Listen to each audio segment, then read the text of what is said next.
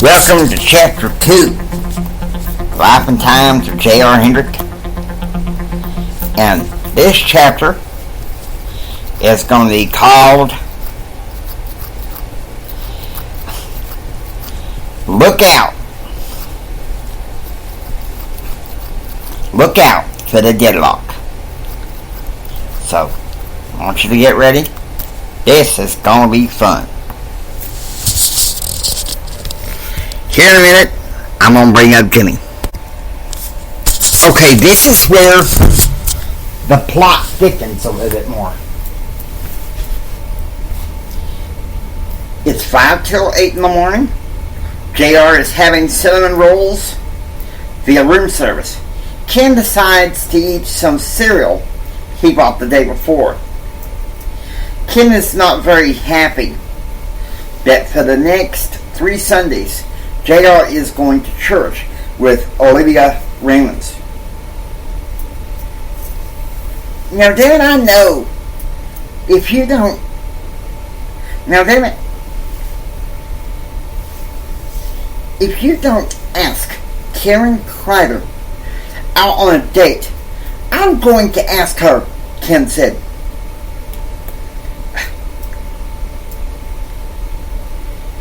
Back off, JR said.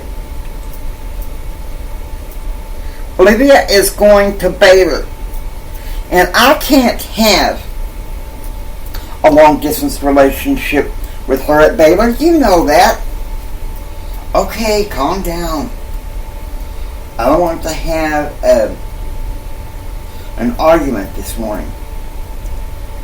We are going on a riverboat ride today, aren't we? It's a 4-hour cruise. Waiting on the details. 9 a.m. At 9 a.m., JR and Olivia attend church in New Orleans. By 10:30 a.m., Ken's cell phone rings. Lauren Davis. What's up? Ken said.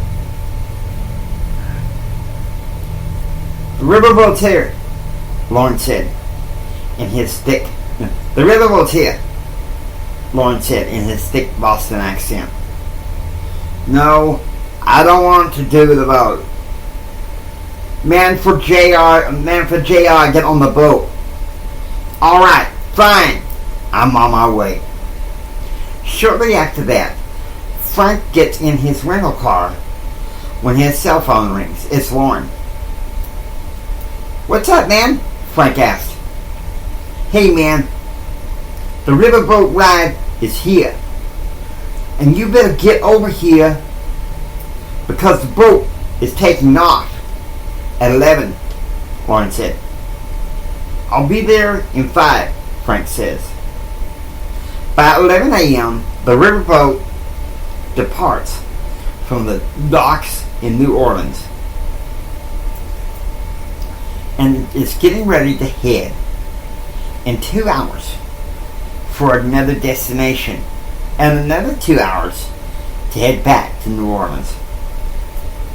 After that, the boat will depart to the port of Chicago to pick up a load of passengers and cargo down from Memphis, Tennessee, and back to New Orleans by Tuesday morning. By 12 p.m., JR and Olivia are having lunch on the deck since Frank is below deck sleeping. And also below deck, Ken and Lauren are arguing.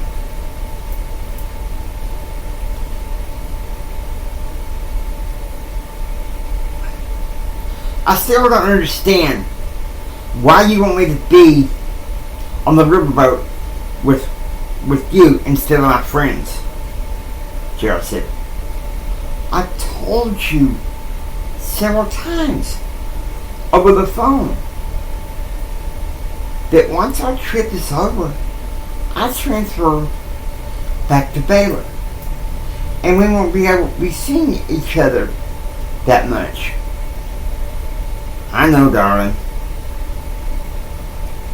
I need some sunscreen. Can you rub while we talk? I will try, JR said. Say, you're about the only desirable girl I've ever met in prep school. Leslie and you know Holly Hawthorne. They're in Virginia now.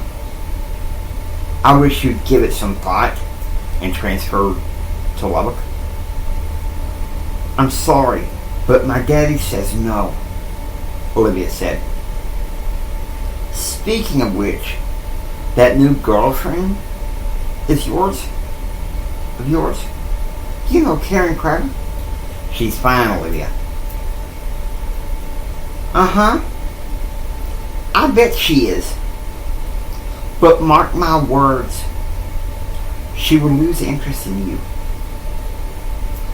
Olivia, you're getting off topic. Let's talk about you transferring to Texas Tech next semester. I don't know, Olivia said. But if I did, I would definitely look somewhat like you, JR.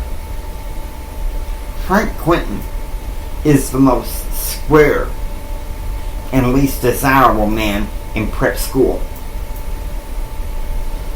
compared to you. Unlike those idiots, you are a man of action. So you're thinking about it? Maybe, Olivia said. We are friends, and maybe we can make something happen again. We've been back a few years and had a lot of fun. If I can transfer, we can. I can't think of a better man to spend my life with than you. 1:14 p.m. Ken orders a root beer and starts talking to Lauren.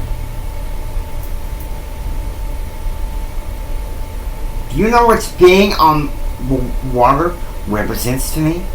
Ken asked. No, I can't say I do. It's just water, Ken, Lauren said. Man, come on. It's freedom. Captains of the boat. Cowboys of the sea. You're not making any sense. Of course not. You went to UT Austin. JR went to Texas Tech. And he still wants for adventure, like I do. Man, Lauren said. Touchy, touche. I can't even talk to you that much while Frank is sleeping. Frank is asleep. That idiot JR is upstairs with Olivia, a young lady who broke his heart. 1:55 p.m. As Ken and Lauren are arguing, Frank gets upset, walking up to hear it, and so he goes swimming on the deck of the riverboat. 3 o'clock p.m.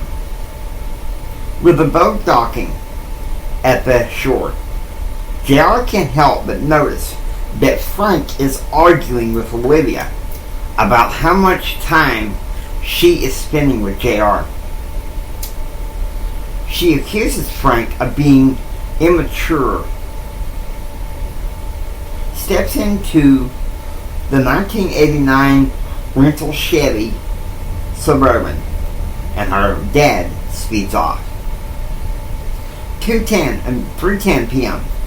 Ken takes JR to play indoor miniature golf near the marina where when they get off the boat.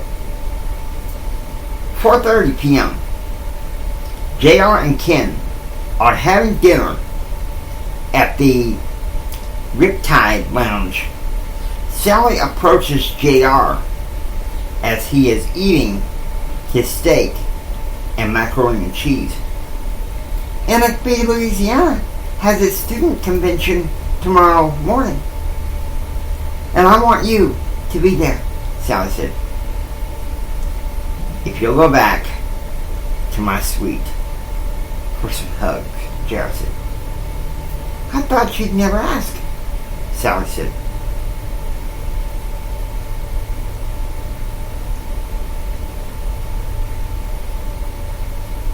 With that, they go back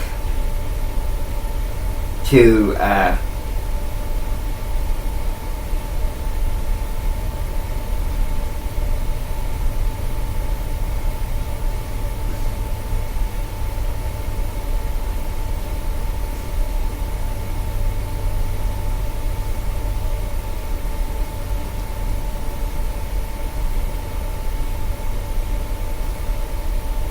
the 19th of July passes quietly, except for JR going to a major convention.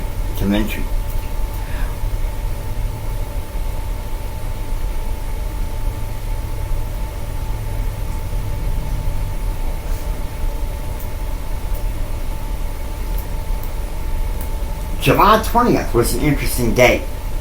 At 5:45 a.m., JR and Ken get onto the train, which was to leave at 6 a.m., getting them to the riverboat at 6:30 a.m. in time for their hour-and-a-half-long breakfast cruise. At 6:30 a.m., the riverboat departs from the docks with JR and Ken. They sat together and read scriptures. By 7:30 a.m., JR and Ken have waffles for breakfast and what is to be the last half hour of their journey. Upon getting off the boat, they would take the train back to the hotel. There, they decided that they would play a game of 10,000. By 10:55 a.m., JR and Ken are swimming in the hotel swimming pool, having fun, seeing which ones could hit the bottom of the pool first from the deep end by plunging down. Previously, JR had won the dice game, 10,000 to Ken's 9,900. 11:30 a.m. JR and Ken board the New Orleans City train to go have tuna salad at a lounge on Bourbon Street. By 1 p.m., JR arrives at Tulane University Department of Communications via Cadillac limousine. A 13-year-old child prodigy leads him upstairs to the radio station for his interview. In the studio, he is interviewed about his moderate political views by Royce Solomon, professor of communication studies and talk radio host. Together, they drank Dr. Peppers together. By 7:30 p.m., JR is moping around the hotel room as Ken is napping. He calls the ranch to talk to his mother for a few minutes, who informed him that Kyle was not returning to the ranch until Christmas break. His mama and daddy agreed that Kyle